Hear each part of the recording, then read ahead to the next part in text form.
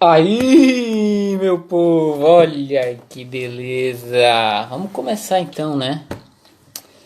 Temos algumas pessoas aqui. Eu sou o Marcos Mazieri, sou um dos colaboradores da Editora Efêmera. Também já fui publicado pela Editora Efêmera. E hoje eu vou mediar aqui a conversa. Vou mediar não, né? Porque só tem eu e uma pessoa, então não tem como eu mediar. Não tem como eu estar no meio. Eu vou conversar com a Vanna Medeiros. Então já deu aí para entrar um pessoal. Quem tá aqui? Se a Pamela tá aqui, se a Lígia tá aqui, se o Júnior tá aqui, se o Gabriel tá aqui, se o Felipe tá aqui, o Ravi tá aqui, o Luan tá aqui. Não sei também, porque pode ser que entre e sai, né? Então também vou ficar atento, porque isso aí engana. Eu já vi ontem, eu testei, eu vi que engana. Você fala com a pessoa, você acha que a pessoa tá aqui, a pessoa já saiu. Então você não tá falando com a pessoa. A pessoa entrou sem querer e saiu. Mas agora eu vou começar, vou chamar a Vanna aqui pra gente começar a conversa. A Vanna aqui. O Aleixo está aqui. Se o Aleixo está aqui, é porque é a Vanna. Oi, E aí, tudo bom, Vanna? querido? Tudo bem, você? Tudo bem. Você sabe que essa é a minha primeira live, né? Da minha vida. Da sua vida, você passou Da minha 100 e vida. poucos dias da quarentena Eu imune à consegui, live.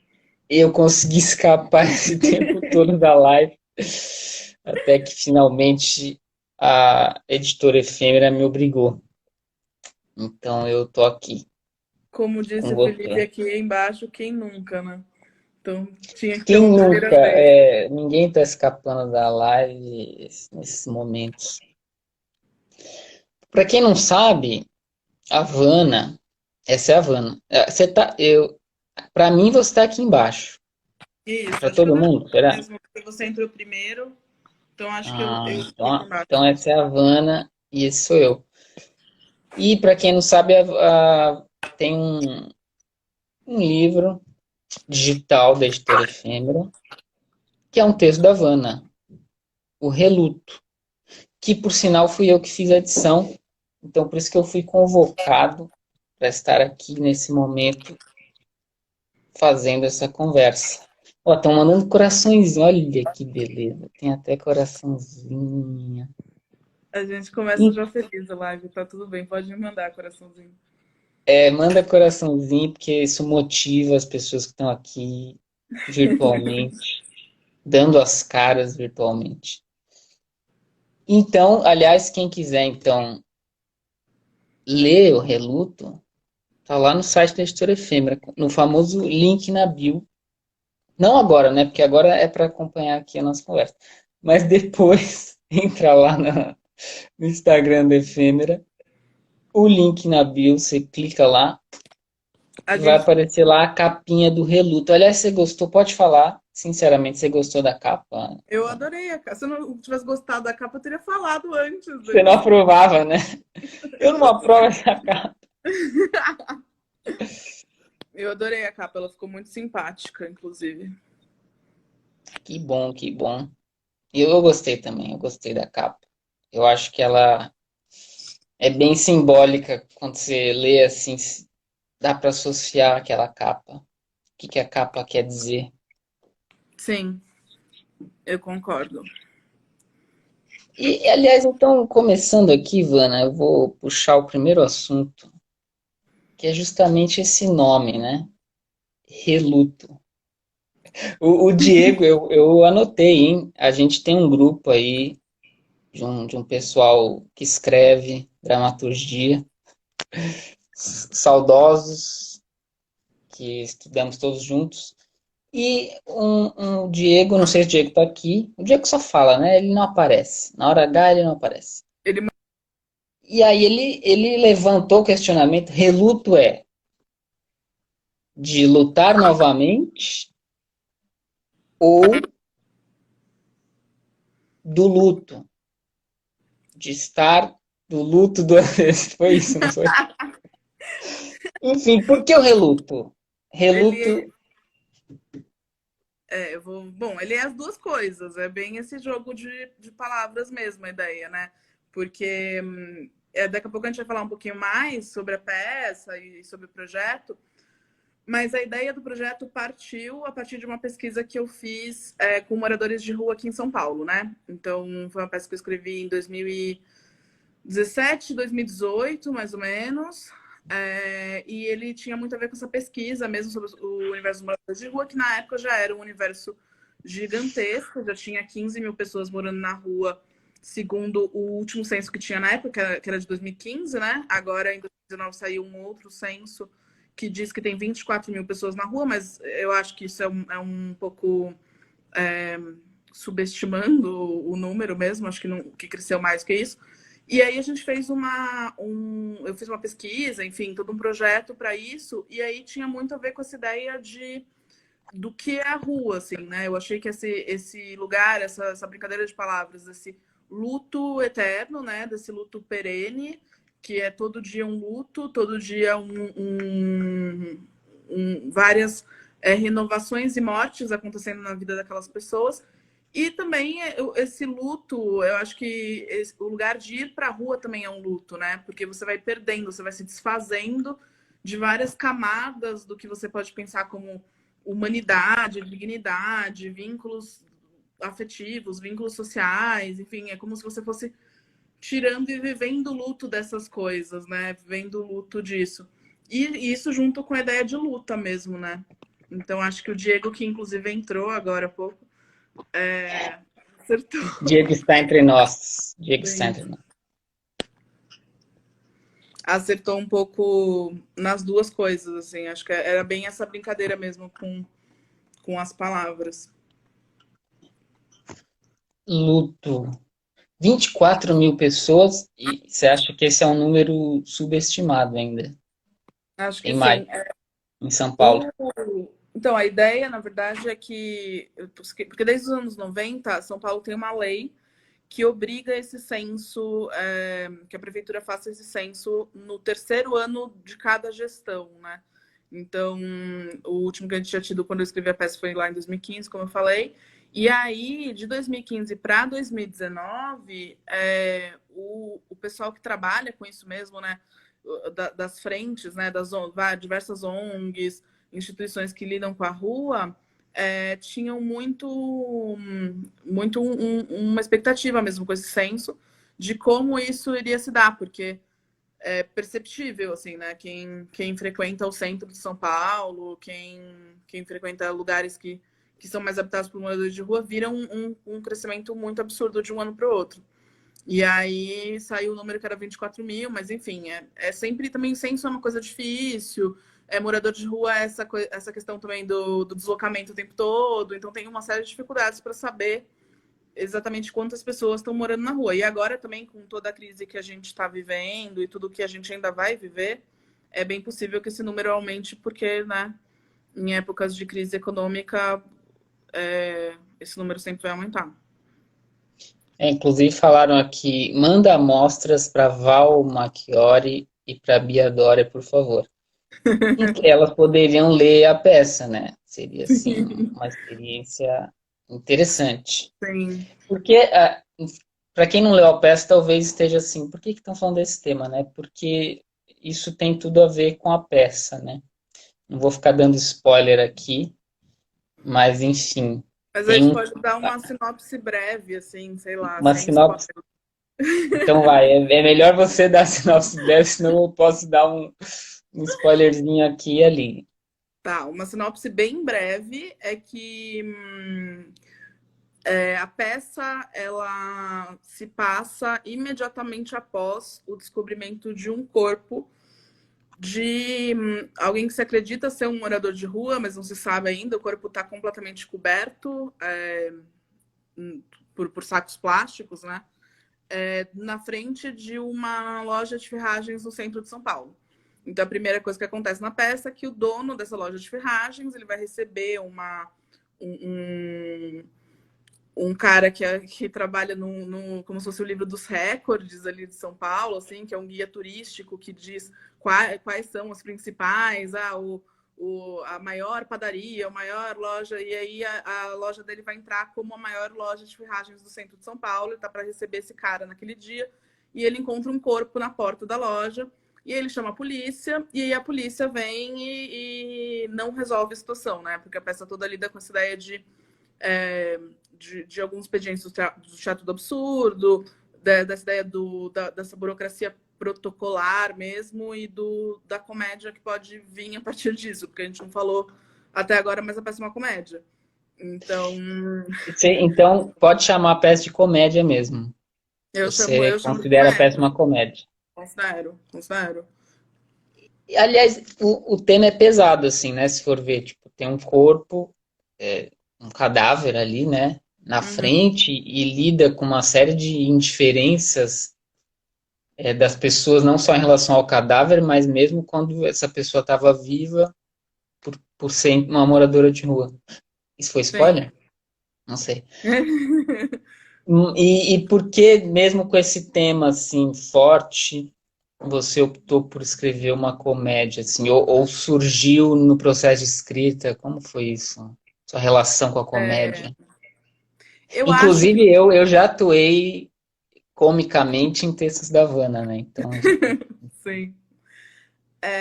Eu acho que, não sei, assim, pensando também em tudo nas coisas que eu escrevi depois do Reluto, eu não sei se eu consigo dizer isso, mas não sei se eu consigo dizer que eu escrevo majoritariamente comédias, assim, mas eu escrevo muito, muito comédia, assim, eu acho que tem um lugar um pouco de eu entender a comédia como um veículo maravilhoso para qualquer crítica social, assim, de eu acreditar muito, muito, muito no potencial corrosivo da comédia. Eu acho que para mim, esse é o único papel possível para o artista, corroer a sociedade onde ele vive para tentar imaginar novos mundos, assim, e quem sabe imaginar esses mundos, mas eu acho que corroer é fundamental.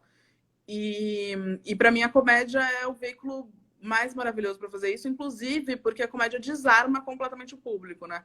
Então quando você ri e você tá rindo daquilo tudo, você baixa algumas defesas ali e consegue de alguma maneira a partir daquilo, quem sabe pensar um pouco sobre o que está acontecendo. Mas eu acho que esse veículo da comédia mesmo é um procedimento de manipulação dramatúrgica, né? A gente manipula o público fazendo todo mundo rir muito sobre aquilo. Só que ao mesmo tempo, como eu também escolho no Reluto e em algumas outras coisas que eu escrevo, ir para esse lugar do teatro do absurdo, é um riso que ele vem um pouco incômodo também, né? Porque tipo, tem muita coisa ali que você ri, pelo menos é o objetivo, né? Que você ria e logo depois fique um pouco se perguntando se era para ter rido daquilo, né? Porque tem essa coisa meio meio incômoda mesmo que o riso traz, que é um pouco do que eu queria, assim, com a peça. O Felipe perguntou aqui, grande Felipe P, que também está publicado pela Efêmera, vocês podem buscar lá. O único riso possível hoje é o riso amargo? É uma pergunta.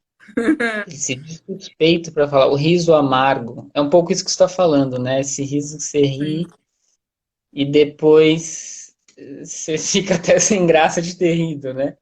Quando você sim. percebe mesmo a E também situação. você. E também eu acho que esse riso.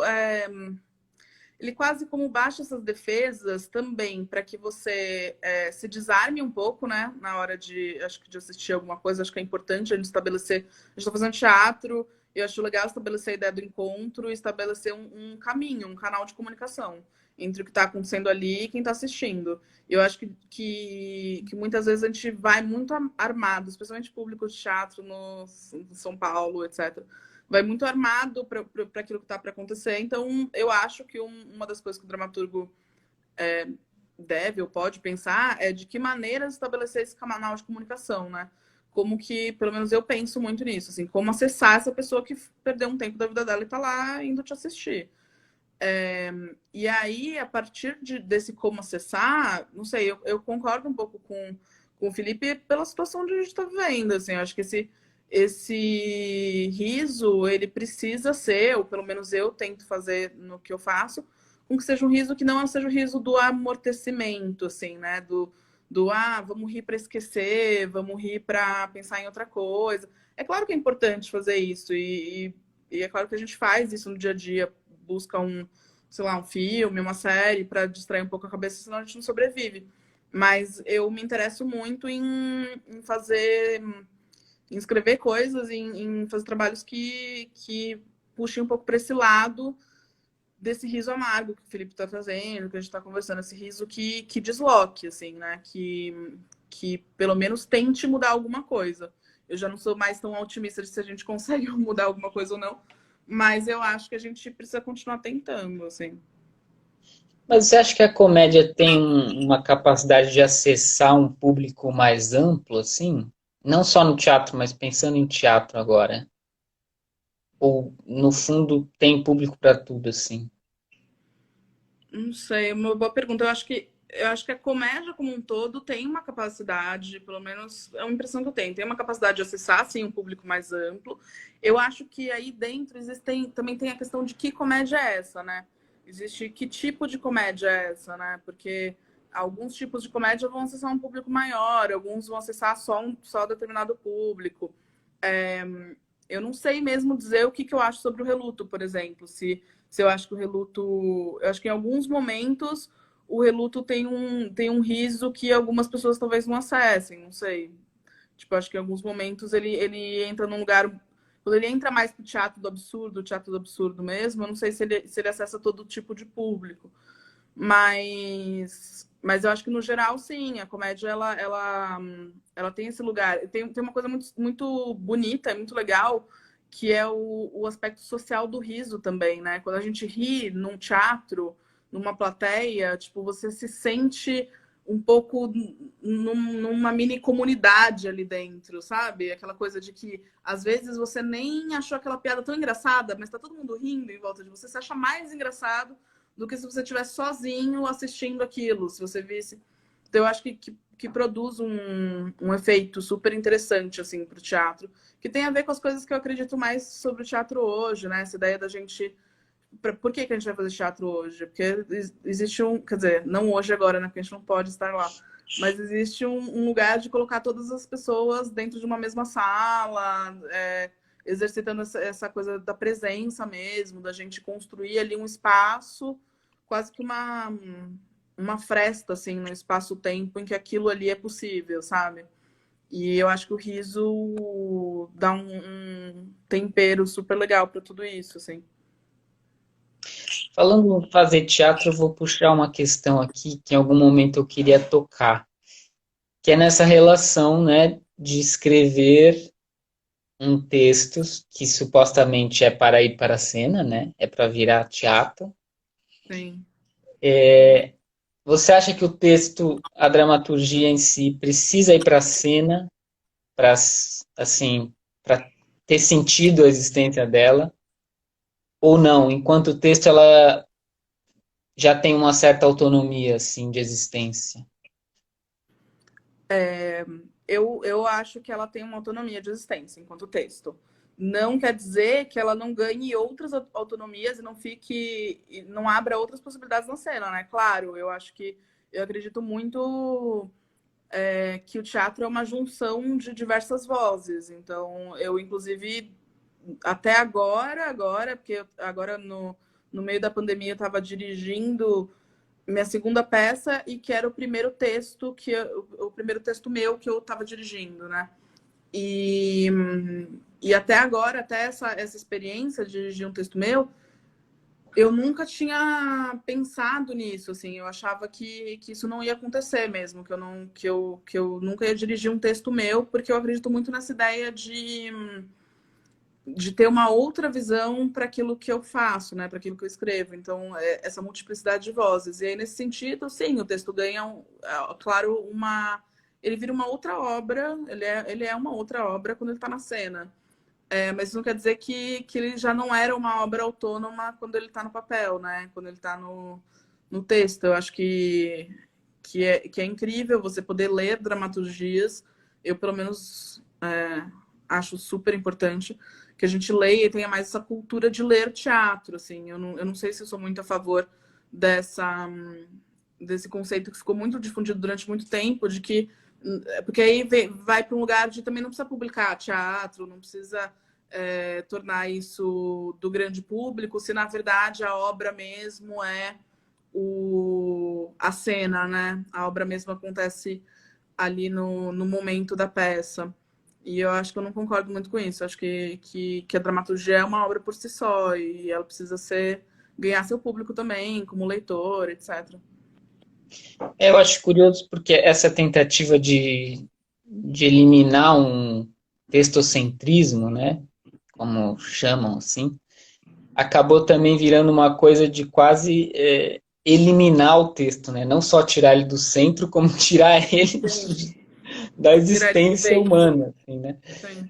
E o que inclui isso que você falou, né? De aí parece que nem precisa publicar mais, porque é uma coisa assim que é melhor não existir mesmo, é melhor ser eliminado justamente para valorizar a cena, né? Claro. O que eu acho que uma coisa não tem a ver necessariamente com a outra. Eu acho que dá para ter um teatro cada vez mais focado na cena e no processo criativo, até coletivo, mas ainda assim o texto pode existir, pode ter sua força, pode ter sua autonomia, né? Não necessariamente sendo mais o centro do processo, né? Total. E eu acho que uma das coisas, pelo menos assim, um exercício incrível que eu adoro, e não só como exercício porque a gente trabalha com isso, por conta da dramaturgia, etc., mas como leitora e como espectadora mesmo. Eu costumo adorar assistir diversas interpretações de um mesmo texto, assim, né? Diversas montagens, diversos olhares de artistas sobre aquele texto. Assim, para mim, o texto é uma obra que é uma obra independente, uma obra autônoma, e cada uma dessas interpretações são outras obras, né? Acho que é uma questão mesmo de... Que essa, na verdade, é uma das grandes belezas dessa multiplicidade de encenações mesmo. O sobrenome Diego mandou uma pergunta aqui que tem a ver com justamente com esse tema de agora. Nessa discussão sobre suporte, livro, cena, etc., o que você pensa sobre as peças virtuais? E depois ele ainda coloca lives cênicas, etc. Então, acho que Sim. primeiro que acho que a live cênicas é um bom assunto também que pode entrar num outro caminho. Mas sobre peças virtuais, primeiro. Eu vou Então, falar o que eu penso também, mas o que você pensa? bom, vamos ver, talvez a gente discorde.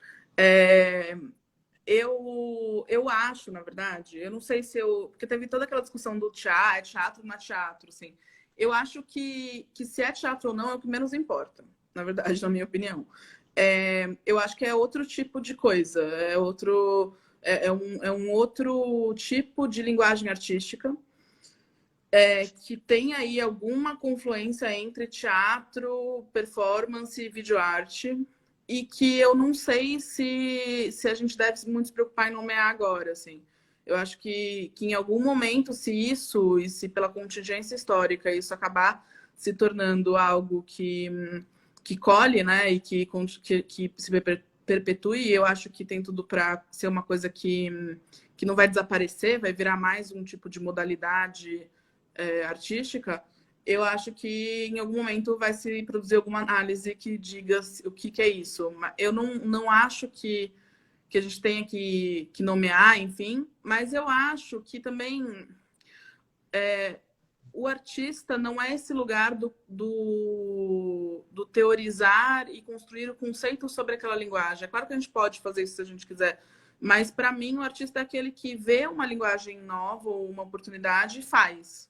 E tipo, isso aqui isso me provocou de alguma maneira, isso me despertou uma curiosidade ou algum tipo de tentativa de repensar aquilo que você está fazendo e vai lá e faz, assim. Então, para mim, o que está me interessando mais dentro de tudo isso, para responder um pouco mais objetivamente sobre o que eu penso, são exatamente os artistas que se sentem provocados pela linguagem e estão tentando produzir obras a partir dessa linguagem. Porque eu acho que é uma contingência do momento e eu acho que é muito difícil a gente ficar sem fazer nada artístico nesse momento, assim. Eu acho que essa ideia de por que fazer peças ou por que fazer lives, para mim também é a pergunta por que fazer arte, assim, tipo, não sei se eu vou. Eu estava dirigindo um espetáculo agora que a gente parou em março, e provavelmente eu só vou me sentir confortável para levar as minhas atrizes para uma sala de ensaio de novo daqui um ano, enfim, quando tiver uma vacina. Tipo, é muito. Eu vi muitas discussões essa semana sobre essa questão do plano de reabertura de São Paulo e como talvez no começo de agosto já se abra teatro, cinemas, etc. E para mim a principal questão nessa história toda e quem se preocupa com os técnicos, com os atores, com os diretores, como que você faz para ter um ensaio de 3 horas com máscara e distanciamento social? Assim, isso é quase impossível, né? E o Eu, pelo menos, não consigo. transporte de ir até o ensaio. Exatamente. Fora isso, fora esse risco, esse perigo que todo trabalhador corre, que está precisando trabalhar nesse momento, tudo bem, a gente também precisa, a gente quer trabalhar, mas como você faz um ensaio de teatro protegendo as pessoas que estão envolvidas? Isso porque se você pensar num elenco pequeno é menos risco, num elenco maior ainda, você está expondo todo mundo, os técnicos que vão trabalhar no teatro, quantos elencos passam por um teatro que tem temporada, enfim. E aí, pensando nisso, então, quanto tempo vai demorar até a gente até ser seguro de novo, a gente ter um modo de produção do teatro que possibilite tudo isso, assim. Então, eu acho que por vários motivos, e esses que eu citei, são questões que estão despertando os artistas, que eles estão indo fazer. Eu sou super a favor de artistas que são provocados pela linguagem e vão atrás disso. Eu só tenho um pouco de preguiça quando a gente não se provoca, né? Quando a gente, tipo, só fala, vamos quase que transpor. Tipo, o meu espetáculo é esse, então ou eu vou filmar ele exatamente e transpor para aquilo que agora é possível, assim, né? Mas eu tô vendo muito movimento de pessoas que estão tentando, nesse lugar de ir para o digital, ser provocado mesmo por essa linguagem. Aí eu acho super válido, super legal. Eu penso, eu até separei ali porque eu pensei isso, né? Peça virtual e live cênica. Me parece das coisas que eu vi que quando é uma live, né, independente de se for no Instagram, no YouTube, eu vi uma peça até que era no YouTube e que é ao vivo, que a pessoa fala e, enfim, e dá sinais claros de que é ao vivo. Eu particularmente tive uma sensação mais teatral, vamos assim dizer, se dá para definir assim, porque parece que tem uma vivacidade do agora, assim, ainda que mediado pela tela, mediado, né, pela virtualidade. E que quando é uma peça gravada, pelo menos eu, quando assisto, eu fico com um caráter mais de acessar um arquivo, assim, sabe? Sim. Acessar uma peça que foi, aí talvez é um texto que eu tenha lido ou que eu posso ler, e aí eu vejo como é que foram feitas as escolhas de encenação. Enfim, quando é uma peça gravada, eu acabo assistindo mais como uma curiosidade, assim, de quem faz teatro, do que ter um prazer de público. E a live eu até consigo ter um certo prazer, assim, como público, de, sabe, essa emoção de estar acontecendo agora, assim, Claro, que pode sim, dar alguma coisa errada, que pode, enfim. sim, e eu acho que, inclusive, isso tem a ver com essa ideia de como essas linguagens estão se misturando de alguma maneira, assim, né? Porque eu assisti um curta, o IMS fez um projeto bem no começo da quarentena, que ele pediu para alguns artistas notórios, enfim, fazerem curtas-metragens para eles. Acho que é o IMS, eu tô confundindo com o MIS, mas era um projeto em que a Grace passou, fez um curta chamado República, que é muito legal, inclusive. Quem não assistiu, tá vendo, assistam. Que foi gravado no meu prédio, inclusive. Eu descobri vendo o curta que, tipo, ela gravou num apartamento aqui no meu prédio. Eu fiquei uns dias assim, pensando, meu Deus, será que a Grace passou mora no meu prédio? Mas eu acho que era o apartamento da produtora, assim. Mas o objetivo era gravar dentro de casa mesmo, né? Fazer essa coisa meio fique em casa. E é um curta-metragem que, se você for ver, ele é um texto teatral da Grace, é maravilhoso, assim. Mas ele tem muita. Se ela tivesse escrito aquele texto para o teatro e adaptado aquilo para o curta, seria super possível, assim. Eu acreditaria que aquele texto estava numa linguagem teatral. Mas como ali tem uma edição, que é uma edição simples, mas é uma edição e tem principalmente esse lugar que você citou do que já estava feito ali, né? Já estava gravado, não é o ao vivo, assim. Então a gente chama aquilo de curta, mas eu acho que tem muito esse hibridismo, assim, também, né? Tipo, eu acho que eu piro nessas coisas, eu gosto muito, na verdade, de pensar o que é teatralização, tipo, o que é essa abstração bizarra que a gente fala que é teatralidade, né? O que é próprio mesmo do cinema, o que é próprio da linguagem audiovisual. Eu acho que isso além de ser legal, assim, eu gosto de pirar nessas coisas, é um pouco do nosso trabalho como estudioso dessa área, assim, né? A gente, como dramaturgo, como dramaturga e roteirista, eu preciso e quero e gosto de entender cada vez mais quais são as características muito próprias de cada linguagem. Mas isso não quer dizer que essas características não se misturem e que a gente não possa brincar, assim, que em algum momento a gente também largue um pouco essa conceitualização toda e parta para a criação, que ela é sempre mais caótica, mais fluida e mais desenfreada mesmo, assim, que precisa sempre ter um frescor que seja menos rigoroso, assim. Eu li um artigo, assim, que a pessoa problematizava, assim, essa concorrência, vamos dizer assim, que o teatro enfrenta ao ter que ir, assim, de repente, para o mundo virtual, com o audiovisual que faz isso desde sempre e que, por exemplo, a Netflix, HBO e Amazon Prime e agora o YouTube, que também produz conteúdos deles, né, investem Sim, milhões, assim, né? Investem milhões para fazer coisas que já são pensadas para a tela e que já sim. são escritas para a tela e que tem toda uma dinâmica da atenção do público que é diferente do teatro, que é diferente do texto para o teatro. E me parece que realmente se entrar de fato nessa competição, não precisa ser uma competição, né? Mas se entrar como competição, não tem chance nenhuma, né?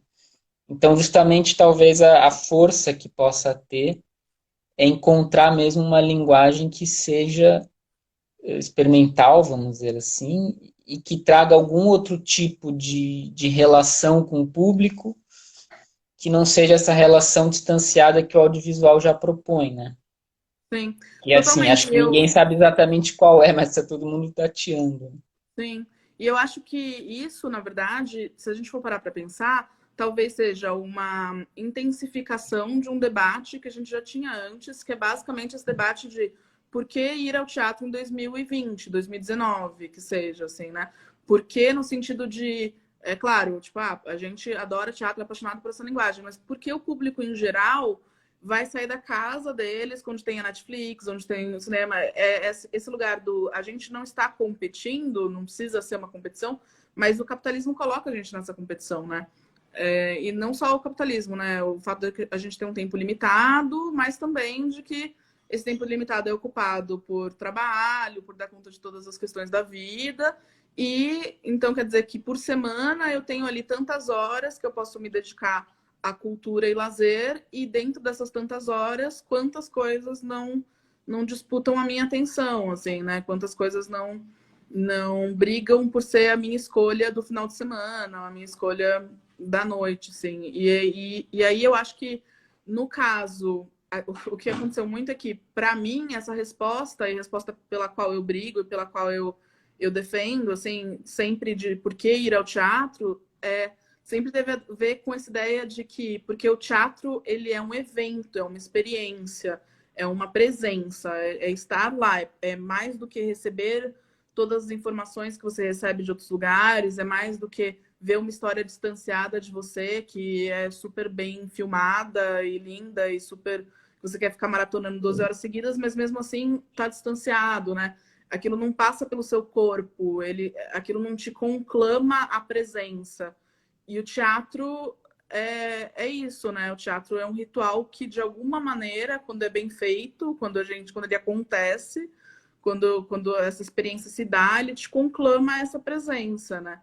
E eu acho que quanto mais a gente não tem isso no nosso dia a dia, quanto mais a gente vive em uma sociedade isolada, uma sociedade digitalizada, uma sociedade como a que a gente vive, mais o humano precisa de um momento que te conclame a presença, assim, né? Que esse momento que é o encontro teatral.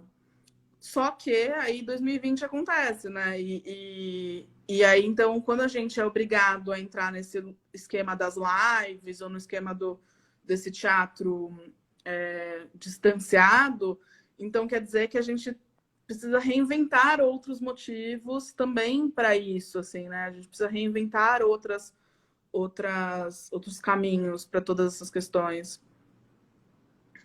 É que o teatro, ele acaba sentindo, teatro, todas as artes presenciais, né, que, enfim, pressão da presença, acabam sentindo de uma maneira mais forte essa situação de pandemia, né?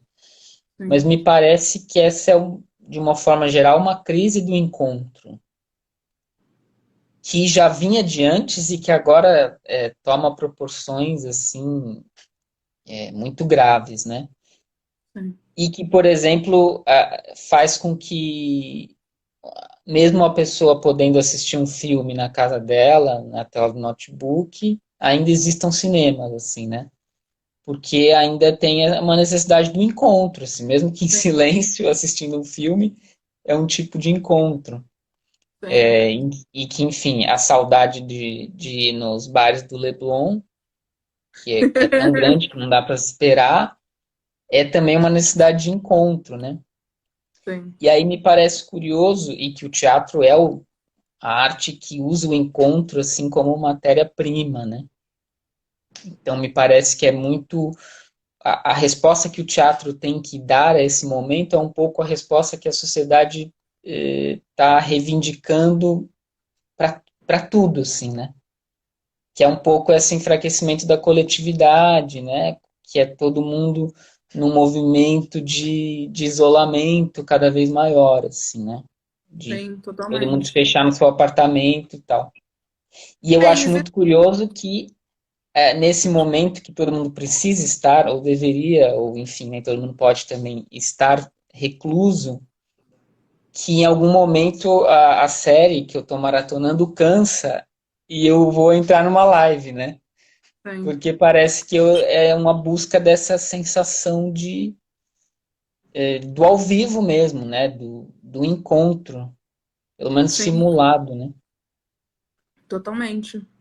Concordo. E eu acho que existem alguns artistas, pelo menos eu conheço algumas iniciativas e tal. Uma que eu sou mais próxima, eles ainda não. Eles vão estrear ainda, então acho que eu não posso falar muito detalhe, mas eu vi algumas iniciativas de artistas que tentam promover esse lugar desse encontro, mesmo que virtualmente, assim. Então, hoje em dia também tem essa coisa, né? A tecnologia e essas ferramentas possibilitam coisas. Então, o Zoom tem algumas ferramentas em que você cria salas e você divide as salas em outras salas menores e você cria, tipo, discussões entre aquelas pessoas, assim. Então, eu já vi alguns projetos de artistas que querem pensar em peças dentro desse ambiente em que tem interação com o público usando essas ferramentas, assim. Então, são, para mim, eu acho que tá muito próximo de uma performance virtual, assim mesmo, mas que tem o seu lugar ali, aquele momento de algo mais teatral, enfim. São É um, é um criações, site né? específico, mas o lugar é o Zoom, né? Sim, Aí você vai ver como exatamente. trabalhar nesse espaço aqui, criar algo para Exatamente. esse espaço. Então, mas isso é muito legal, isso é uma coisa que sempre, pelo menos, sei lá, eu acho que faz parte do artista ser essa pessoa também, né? A pessoa que se empolga com o lugar, com a coisa, com o projeto, e fala assim, nossa, como nós vamos fazer? A gente começa alguma coisa cheio de perguntas e se empolga nesse processo de tentar entender como articular esteticamente aquelas camadas que se apresentam no processo, assim. Então, é super. Eu acho muito empolgante você pensar isso. Tipo, vamos fazer uma peça no Zoom? Vamos, legal. Então vamos descobrir o que esse negócio pode dar pra gente, né? Quais são as possibilidades dessa ferramenta? O que a gente pode. Como que a gente pode brincar com isso, né? E eu acho que isso acaba também estimulando esse lugar de criação artística. O Felipe falou aqui que é um website específico. E eu acho que Exatamente. esse termo o Patrício Pavis vai ter que incluir na nova edição do dicionário do teatro. Sim. Mas eu quero aproveitar que tem a ver essa coisa do virtual e você é dramaturga e roteirista, assim como eu. E aí, eu acho que inclusive você tem um livro, né, sobre séries, assim. Tenho, Então, mas o meu livro sobre série era mais. Eu fiz como jornalista mesmo, é um almanaque, enfim, não é um livro você de tem, roteiro. Série. mas é uma linguagem que você curte, assim, Muito, tem um contato. curto bastante. Porque aí eu fico pensando, e a minha pergunta é nesse sentido, assim, se para quem escreve é útil fazer essa divisão clara entre até aqui é a linguagem da escrita para teatro, a partir daqui é a linguagem da escrita para o Pra- audiovisual, seja série ou filme. É útil para você, pelo menos? É, eu achava menos útil antes, eu acho mais hoje, sabia? Porque eu acho que é útil no sentido em que, à medida em que eu vou descobrindo o que é próprio, aquilo que a gente está falando agora há pouco, assim, o que é próprio daquela linguagem, me liberta também, né? Tipo, quando eu domino o que. É claro, a gente está falando de convenções, a gente está falando de próprio. De um jeito que determinado contexto social e histórico foi colocando como próprio. Tipo, se você pensar, estudar a história do cinema, você vai estudar a história do cinema de Hollywood, você vai perceber que, tipo, dentro da história do cinema, existiram várias iniciativas que tentaram quebrar o cinema narrativo, por exemplo. E, na verdade, essa quebra do cinema narrativo foi o perdedor, né? Foi o que perdeu a guerra, né? Existe uma guerra cultural simbólica que existe com tudo, e o cinema que não era narrativo perdeu essa guerra, e hoje a gente se relaciona com o cinema narrativo. Por conta disso, existiram dezenas de implicações, inclusive para o teatro, o fato de que o cinema narrativo foi o cinema que ganhou a guerra. Então, a gente pensa que é um tipo de linguagem específica, etc.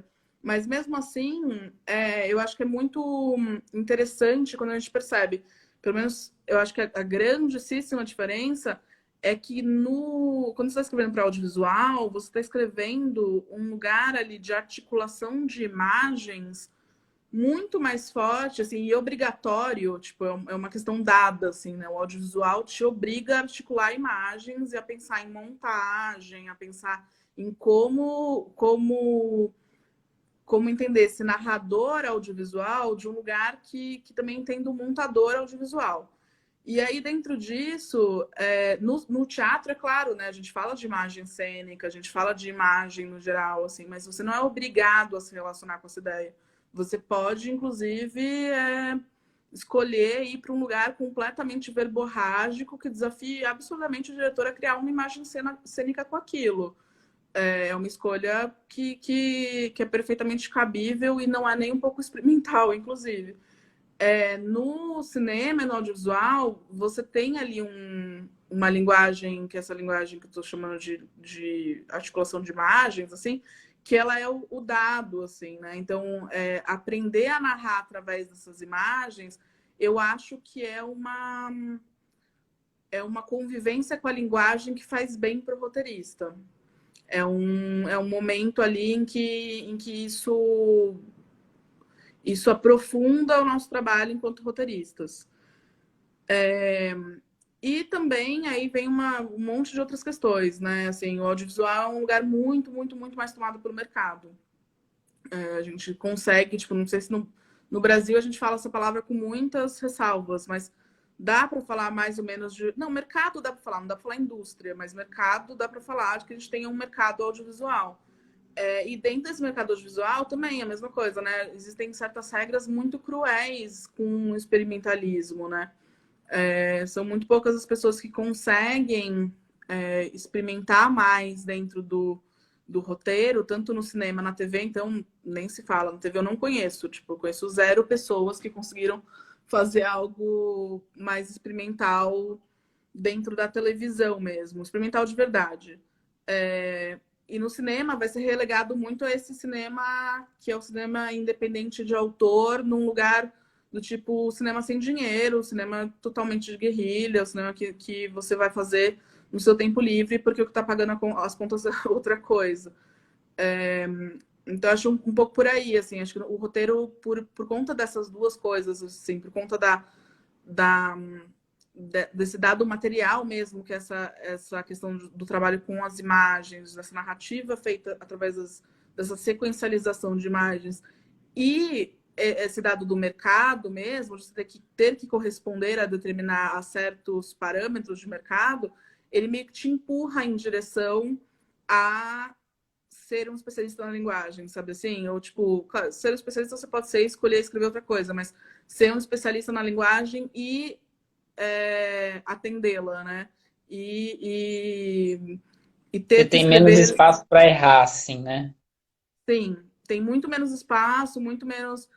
Vai ser muito mais difícil você no Brasil é realmente muito difícil você vender um projeto, você vender um projeto de série ou de longa, agora tá morto, assim, né? Mas de série, com certeza, sem que esse projeto ele se enquadre em uma série de características, o que é um problema, assim, né? Porque é uma questão de que agora a gente está começando a ter executivos de produtoras, executivos de canal, etc., que entendem de roteiro.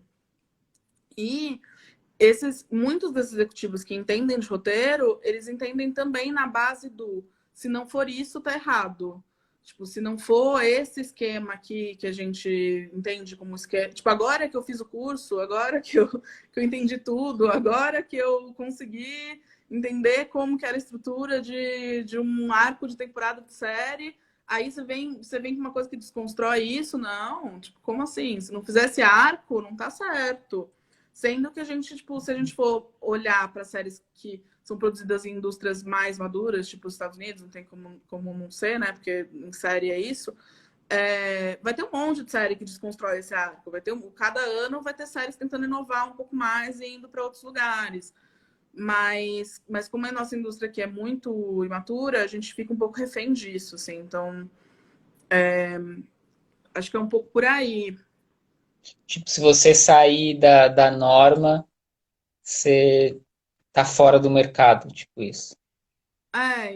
E essa coisa assim, no audiovisual, no teatro a gente não tem essa relação de dominar. Tem, né? Mas não tem tanto, assim, uma relação meio de dominante e dominado com o produtor, quanto tem no audiovisual, né?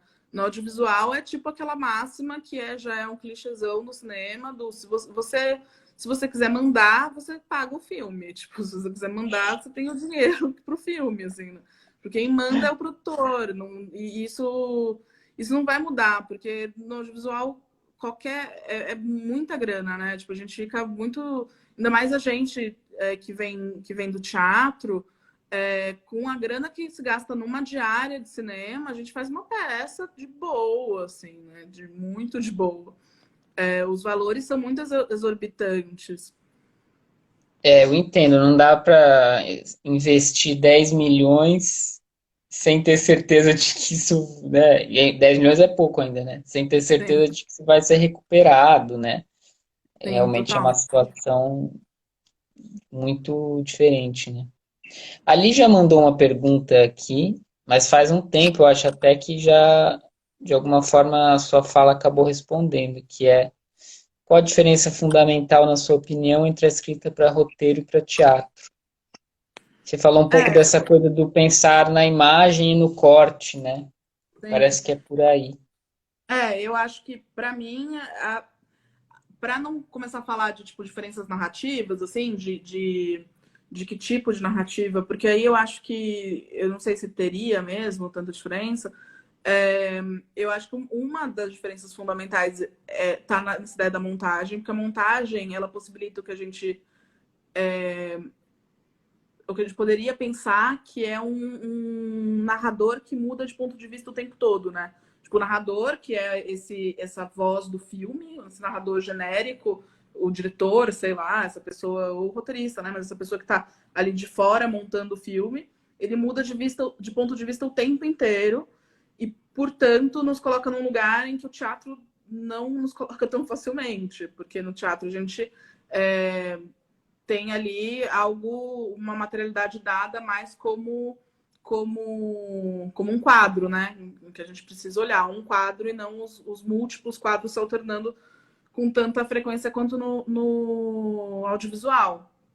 No teatro, é claro que a gente tem ferramentas para isso. A gente pode, por exemplo, tipo, colocar ali, sei lá, três atores fazendo coisas diferentes e luzes indo em cada um dos atores. Isso é um procedimento de teatralização da montagem, em que a gente alterne tipo, o foco dentro da cena. A gente está teatralizando a montagem de certa maneira. Mas é diferente, né? Assim, a montagem ela é uma linguagem muito, muito, muito mais presente quando você está pensando num roteiro e quando você está escrevendo. E por mais experimental que o seu roteiro seja, assim. Então, na prática mesmo, uma diferença muito forte da escrita entre essas duas coisas é que no roteiro você vai ter que como a gente falou, né? Você vai ter que se relacionar muito mais fortemente com esses modelos narrativos que já existem.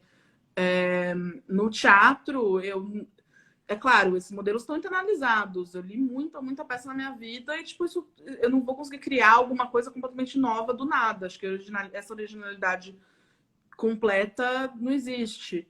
Então, quando eu sento para escrever alguma coisa, eu estou me relacionando com modelos que eu internalizei, né? Mas cada vez que eu sento para escrever uma peça, a forma não está dada de maneira nenhuma, assim. O momento em que eu descubro qual que é a forma da peça é uma chave muito importante no meio do processo. Muda tudo, o processo parece que engatilha e você vai, mas chegar até a forma da peça é um processo que vai me demandar um tempo que vai surgir muito do material, porque a forma não está muito dada. Quando você pensa num roteiro, por uma série de motivos, essa forma está muito mais escancarada. Ela está muito mais. Um espectro muito menor de opções que você tem quando você está lidando com o roteiro, porque já foi escolhido para você antes, assim, né? A gente já está lidando com. Não é videoarte, não é um cinema não narrativo, é um cinema narrativo para onde você está pensando. É para TV. Então aí você vai ter que se relacionar com todos os procedimentos, mesmo que seja para desconstruir esses procedimentos, assim. Você não vai poder desconstruir tanto, você vai ter que se relacionar com eles como base mesmo. sim. A gente está quase caminhando para um final, então se alguém tiver alguma pergunta, aproveite este momento, esses últimos momentos, se não pode ser tarde demais. Eu queria falar um pouco especificamente agora de publicação, assim, né? Porque, enfim, a editora efêmera surge nesses dois lugares, né? Um pouco uma ânsia de querer ver dramaturgia publicada, mas também porque parece que há um vácuo, pelo menos no nosso ponto de vista, de novos e novas dramaturgos e dramaturgas, né? Claro que existem dramaturgias sendo publicadas por algumas editoras, mas que não dá conta de publicar, enfim, todo mundo que está escrevendo, sobretudo as pessoas mais novas, assim, né? Enfim, você acha. Eu quero entrar nesse assunto um pouco, e aí também pode ser livre para falar o que você quiser sobre esse tema. Mas a minha pergunta inicial é se você acha que isso realmente é algo importante a se fazer, publicar dramaturgia contemporânea especificamente, e pensando não só em dramaturgias que foram encenadas, né, mas também Sim, dramaturgias que não foram, talvez não sejam, sim. ou se isso realmente é um lugar um pouco saudosista da parte da editora efêmera, de gostar de dramaturgia, de gostar do livro, mesmo que seja digital e tal. Eu acho muito, muito, muito essencial, na verdade. Eu acho maravilhoso o projeto, eu acho maravilhoso qualquer iniciativa de publicação de dramaturgia, por vários motivos, assim, e um deles é esse acesso. Eu acho que a gente nunca pode subestimar o alcance das coisas, assim. Eu acho que hoje em dia, inclusive, por conta de várias características do projeto, essas dramaturgias, né, pelo menos as primeiras que vocês publicaram em e-book, são todas gratuitas, então você nunca sabe se tem, tipo, um estudante do colegial em Sergipe, baixando um livro tipo, que vocês publicaram, assim, tipo, é algo que aumenta super a acessibilidade dessas dramaturgias. Acho que tem uma questão aí também de arquivo mesmo, de construção de memória histórica, que eu acho também muito importante. Eu era tipo uma, sei lá, aspirante à dramaturga de 16, 17 anos, que não conhecia nenhuma dramaturgia brasileira publicada que não fosse Nelson Rodrigues e Plínio Marcos, assim, sabe? Que tinham, que tinham publicado peças que estavam algumas décadas de distância de mim ainda. Então, eu acho que isso é um caminho e um processo que aponta para uma maturidade do que a gente faz, assim. Eu acho que isso é muito importante. Tipo, aos poucos, eu acho muito legal isso. Espero que daqui a uns anos a gente possa olhar para trás e ver isso. A gente vai perceber o quanto todo esse cenário mudou e o quanto as pessoas não acham mais que não existe dramaturgo no Brasil. Porque existe, inclusive, uma noção das próprias pessoas que trabalham com teatro que dramaturgo brasileiro são os dramaturgos que estão mortos, os dramaturgos que, que são dramaturgos que, enfim, tiveram super sua importância, têm sua importância até hoje, mas dramaturgos que escreveram sobre outras épocas, assim, né? Eu acho que é muito importante. Eu entrevistei Eu, recentemente. desculpa, eu acho que o Instagram vai nos derrubar daqui a poucos segundos. Isso é Meu Deus, normal?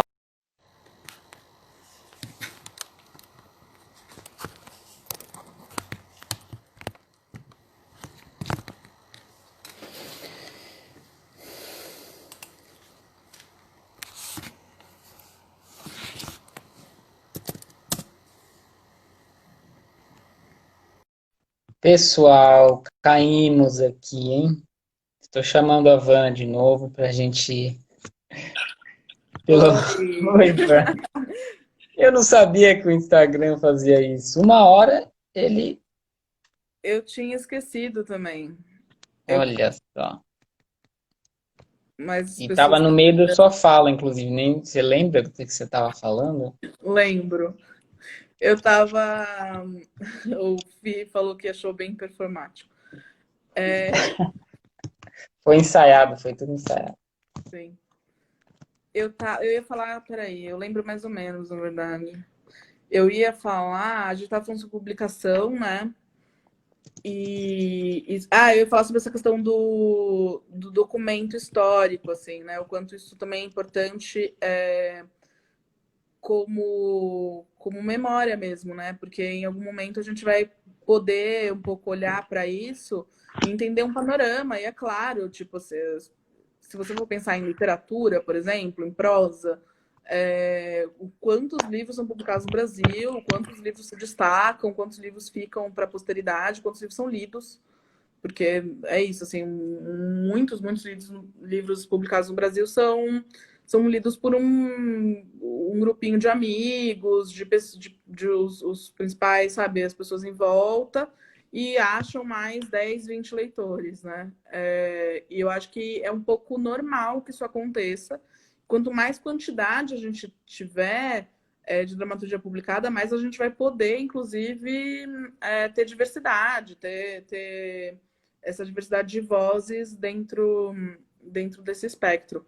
E eu ia citar só que recentemente, não tão recentemente assim, logo antes de começar tudo isso, do isolamento e tal, eu entrevistei a Silvinha Gomes, porque a gente entrevistou ela para Maldita, a revista de dramaturgia, que é a revista que eu edito, e ela estava falando muito sobre a importância da gente sempre, do dramaturgo sempre escrever sobre o seu tempo, né?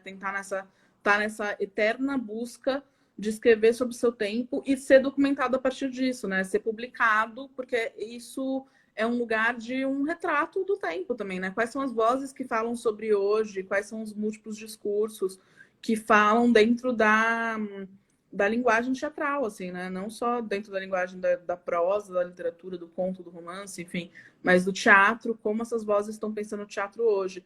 A gente não consegue, por exemplo, saber com tanta facilidade ou com uma acessibilidade tão grande como as vozes de jovens dramaturgos pensavam o Brasil em 1995, por exemplo. Tipo, os anos 90 tem pouquíssima dramaturgia publicada. Se tem, eu acho que deve ser a trilogia do Vertigem. Tipo, são poucas as dramaturgias que eu conheço publicadas daquele momento. Assim, existia uma sensação no Brasil de que não existia dramaturgo mesmo, né? Como a gente está falando agora há pouco de que as dramaturgias que eram feitas no Brasil, é tudo dramaturgia gringa ou de dramaturgos mais antigos. E eu acho que, por uma série de razões, a gente está passando por um momento em que isso está mudando absurdamente. A gente tem uma geração, algumas gerações, na verdade. Acho que a geração da Silvinha, inclusive, liderou um pouquinho isso, assim, no sentido de ter ganhado mais espaço primeiro ali, por conta do CPT, muito por conta do CPT. Mas a partir daí, por conta de outras iniciativas, enfim, até por conta da SP, onde a gente estudou, por conta do SESI, por conta de escolas de dramaturgia que se espalharam, acho que a escola tem um papel muito importante nisso, muito essencial. Essas gerações de dramaturgos foram sendo formados, e são pessoas que não necessariamente, inclusive, vão ser dramaturgas mesmo, né?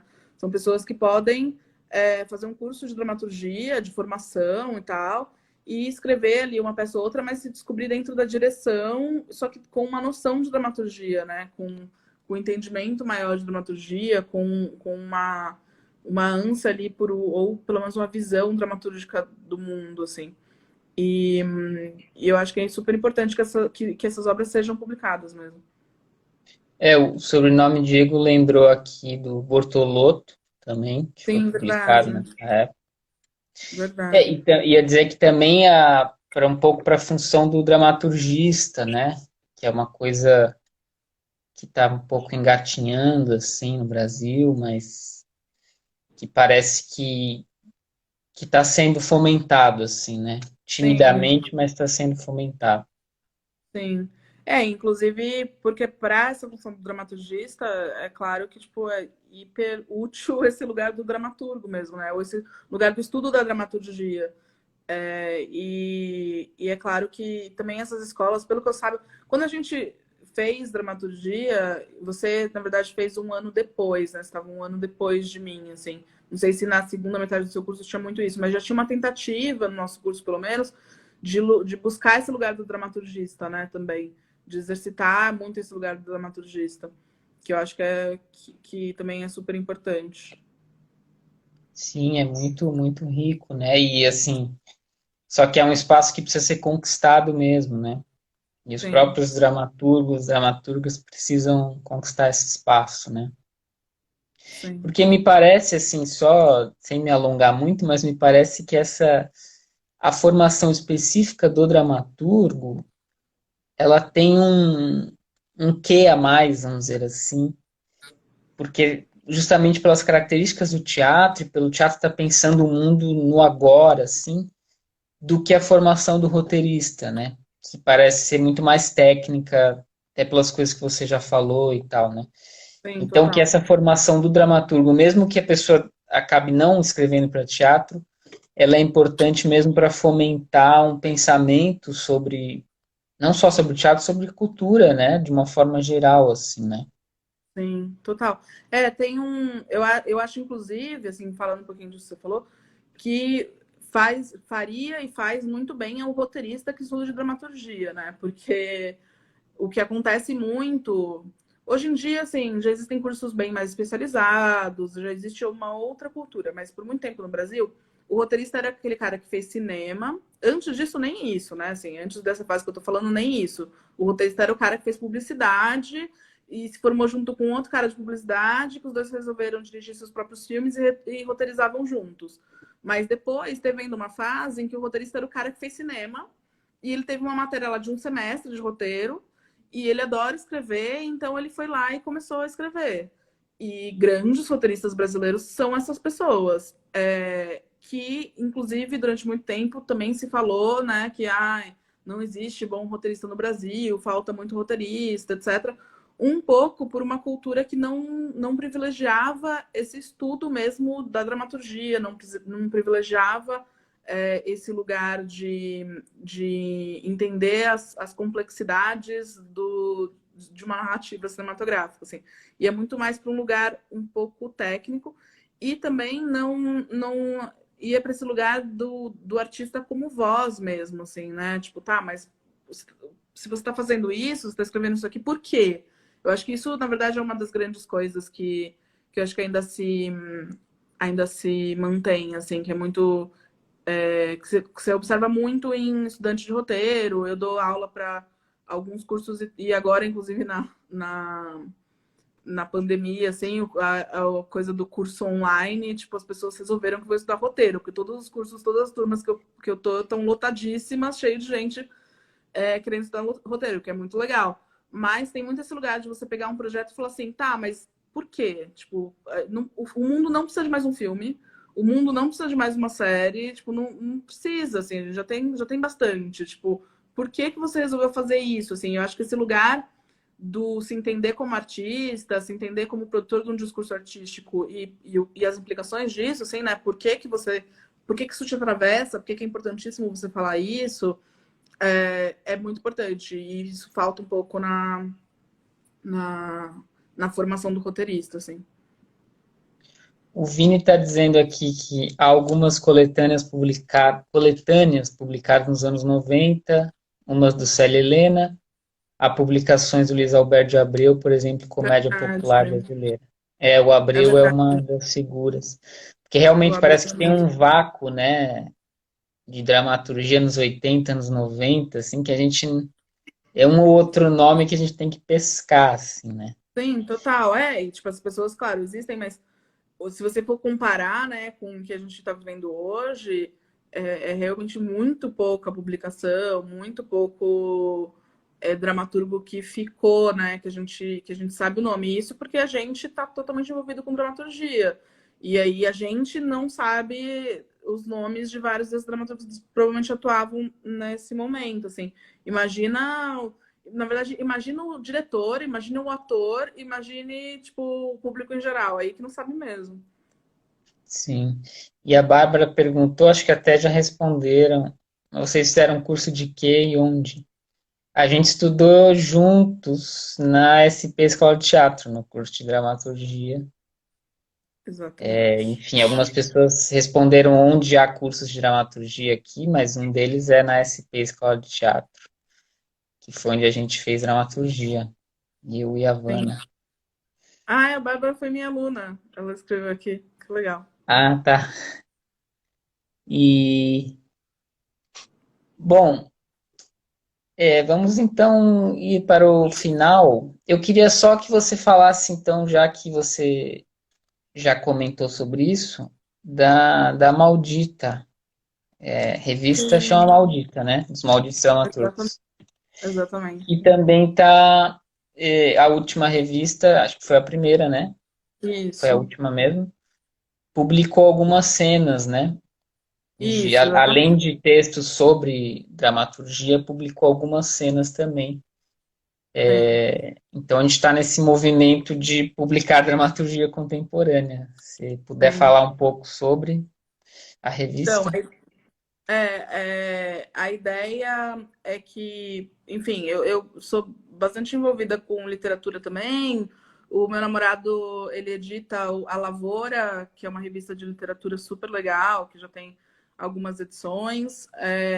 E eu gosto muito dessa ideia de revista literária, assim, né? Sempre gostei dessa ideia de um lugar onde a gente possa discutir essas publicações, discutir literatura em vários níveis, assim, publicar literatura e discutir ela. Só que para mim foi uma coisa muito louca perceber com poucas revistas ou poucas publicações desse tipo dedicadas à dramaturgia tem no Brasil, né? A gente quase não tem isso. As revistas que publicam dramaturgia no Brasil publica dramaturgia e outras coisas, ou então são revistas ligadas a universidades, né? São revistas acadêmicas, aí a gente tem algumas coisas.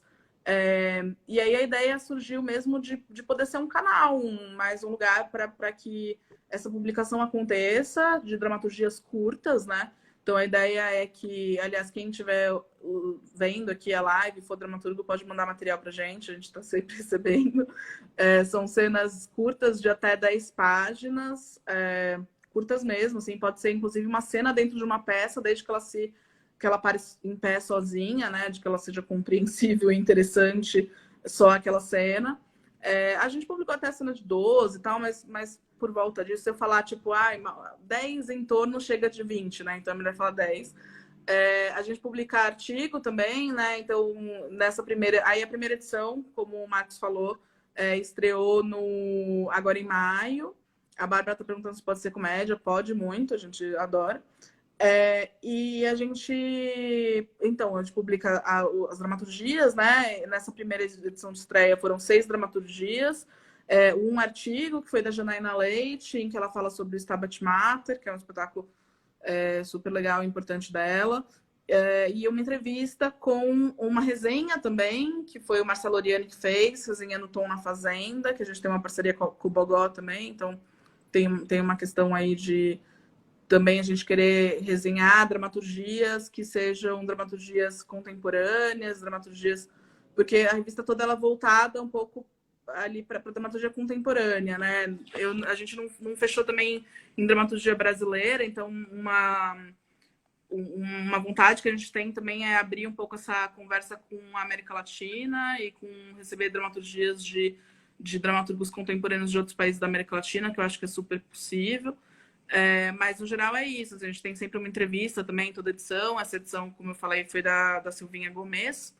E a revista está disponível no site dos Malditos Dramaturgos, né? Acho que vocês vão encontrar malditosdramaturgos.com.br e aí lá dentro tá o botão da Maldita. E a ideia é que a revista seja semestral, né? Também. Então, a gente recebe material permanentemente, assim, então é uma convocatória meio permanente, a gente vai recebendo material e aí os materiais vão sendo selecionados para entrar dentro da revista. Maravilha. Enquanto você pensa se rapidinho, se faltou alguma coisa para ser dita, eu vou só dizer então que o livro digital da Havana, que é o Reluto, que foi publicado pela editora Efêmera, está lá no site da editora. Então é só, o link tá na bio aqui do Instagram, é só entrar lá e dá para ler a peça gratuitamente. Depois dá até para mandar uma mensagem para Vana, né, Vana? Você aceita? Para Oh, super. conversar sobre. Sim. A Lígia também colocou aqui o Instagram do Malditos Dramaturgos, para quem quiser entrar lá e seguir. E aí, faltou alguma coisa que você queira falar? Ou que não faltou, mas que mesmo assim você quer falar? Não, acho que é isso. Quem quiser me seguir ou acompanhar as coisas nesse Instagram aí que tá vinculado na live, o Vana Medeiros. Tem o Instagram do Malditos, que a Ali já colocou, muito obrigada. E tem o meu site também, que é o vanamedeiros.com.br, que lá tem link pro meu curta, tem aquelas coisas, né? Tipo, portfóliozinho e tem outras peças também. Então, se alguém se interessar, entra lá e dá uma olhada. Maravilha. Vana, muito obrigado pela Obrigada a essa você, conversa, obrigada por a vocês. aceitar essa conversa, Eu mesmo com uma adorei, foi muito interrupção no legal. meio. Obrigado também por, né, assim, confiar na Editora Efêmera, ter essa parceria com a gente, de ter o seu texto publicado com a gente. Foi muito legal. Foi Agradeço, muito tô legal super. editar esse texto também. E muito obrigado. Obrigada a vocês. Eu adorei a conversa. E eu que agradeço. Tô super feliz de estar com o Reluto publicado, inclusive porque ele é uma daquelas peças que você guarda muito no coração, sabe? Tipo, é um trabalho que eu gosto muito de verdade e que significa muito para mim, assim, né? Uma coisa que uma peça que quando eu escrevia, sabe aquela peça que tem uma sensação de que você tá muito ali dentro, assim, né? De que de alguma maneira, talvez, tipo, depois de um tempo você vai falar, nossa, eu poderia ter feito aquilo, ter feito de algum jeito diferente, mas eu senti muito que aquela peça me representava muito bem como dramaturga, assim, né? Pelo menos naquele momento, assim, colocava ali todos os meus anseios, as questões que estavam me perturbando na época, assim. Então, acho que é isso. Leiam que eu vou ficar bem feliz, me mandem mensagens.